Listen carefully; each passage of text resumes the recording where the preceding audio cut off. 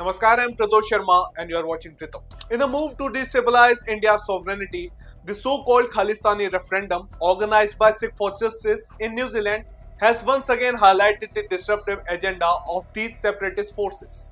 The protest held by the infamous Sikh separatist group on November 17 at Erta Square in Auckland was organized to demand the formation of a separate Sikh state and also to defame India and its constitution on a global level. This act was criticized by both India and the Indian community living there, following which the New Zealand's foreign ministry in a statement to WION acknowledged the so-called referendum but emphasized its commitment to respecting India's territorial integrity.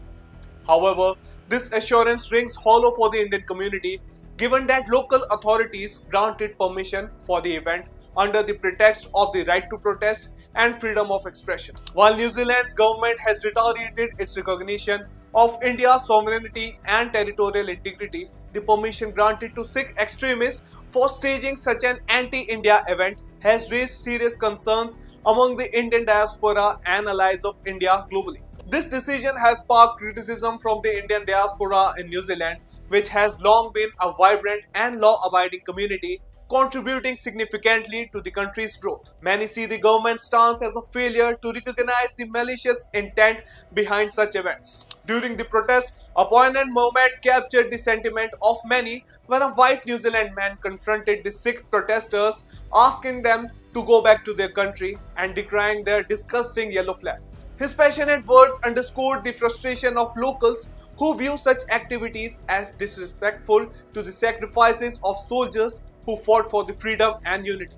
SFJ, a banned organization under India's Unlawful Activities Prevention Act (UAPA), has been conducting similar so-called referendums in countries like Canada, Australia and the UK.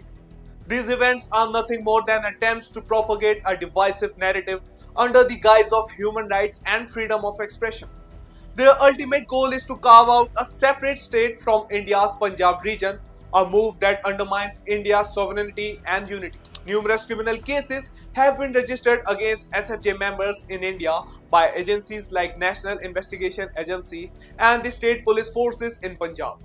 Their activities include promoting anti-India sentiments, inciting violence, and using international platforms to spread propaganda, often with overt support from Pakistan. The recent referendum in New Zealand was widely covered by Pakistani mainstream media, further evidencing the collaborative effort to disrupt India's internal harmony. Despite this incident, India and New Zealand share a positive and cooperative relationship.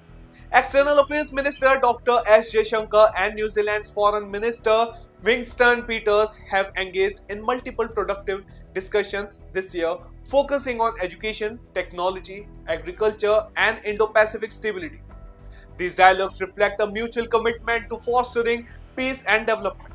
On the other hand, India has been a strong supporter of New Zealand's global initiatives, and the expectation is that New Zealand would reciprocate by taking a firmer stance against forces like SFJ that threaten the sovereignty of its allies. By allowing such events to occur, New Zealand risks legitimizing extremist narratives despite its stated position supporting India's territorial integrity. These separatists, under the guise of human rights and lawful protest, are attempting to manipulate global platforms to further their disruptive agenda. Their activities are not only illegal but also deeply harmful to the social harmony and international standing of the nations that host them. Countries like New Zealand must critically evaluate the intent behind such events and prevent extremists from misusing democratic freedoms to spread hatreds. The Indian diaspora, along with the global community, must continue to stand united against these divisive elements. By fostering awareness about the true motives of groups like SFJ, we can ensure that international governments recognize the threat they pose.